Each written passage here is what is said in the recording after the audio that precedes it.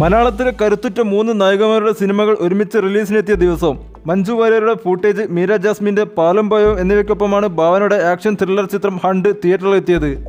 ഷാജി കൈലാസ് എന്ന senior film മേക്കറുടെ കരുത്തിലാണ് ഭാവനയുടെ വരവ്. പക്ഷേ ഭാവനയുടെയും ഷാജി കൈലാസിന്റെയും പക്വതയുള്ള പെർഫോമൻസ് തന്നെയാണ് ഹണ്ടിന്റെ ശക്തി. ചിന്താമണി കൊലക്കേസിന് ഭാവന ഷാജി കൈലാസിന്റെ നായികയെത്തിയ ഹണ്ട് ട്രിപ്പിക്കൽ ഷാജി കൈലാസ് സ്റ്റൈലുള്ള മേക്കിംഗ് കൊണ്ട് ശ്രദ്ധേയമാണ്.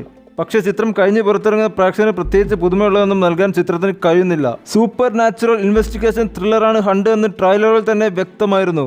ഹൊററും ആക്ഷനും പോലീസ് ഇൻവെസ്റ്റിഗേഷനും ഒക്കെ ഷാജി കൈലാസിനേക്കാൾ നന്നായി അവതരിപ്പിക്കാൻ കഴിയുന്ന സംവിധായകൻ ആരാണുള്ളത്? ഡോക്ടർ കീർത്തി എന്ന മുഴുനീള കഥാപാത്രമായെത്തിയ ഭാവന പക്വതയേർന്ന അഭിനയം കൊണ്ട് മികച്ചു നിൽക്കുന്നുണ്ട്.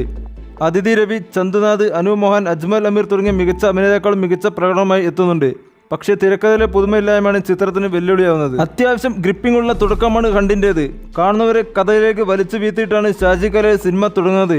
ഹൊറർ സസ്പെൻസ് മൂഡുകൾ സൃഷ്ടിക്കുന്ന സീക്വൻസുകൾ ഷാജി കൈലാസിന്റെ കൈയടക്കം കൈയുടെ അറിയിക്കുന്നതാണ്. നന്നായി തുടങ്ങി ആദ്യ പകുതി, പിന്നീടുള്ള ചിത്രത്തെ തികച്ചും പ്രവചനാത്മകമായി കൊണ്ടുപോയി അവസാനിപ്പിക്കുന്നതാണ് ഹണ്ടിന്റെ പ്രധാന പോരായ്മ.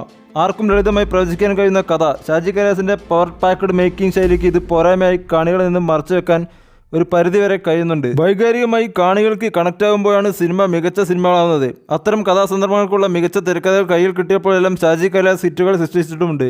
പക്വതയുള്ള കഥാപാത്രങ്ങളെ പാളിച്ചകളില്ലാതെ തോളിലേറ്റാൻ കഴിയുന്ന അഭിനയത്തിനാണ് ഭാവന. മികച്ച കഥയും തിരക്കഥയും ലഭിച്ചാൽ ശക്തിയുള്ള സിനിമകളുമായി ഇവരെത്തുമെന്ന് ഉറപ്പാണ്.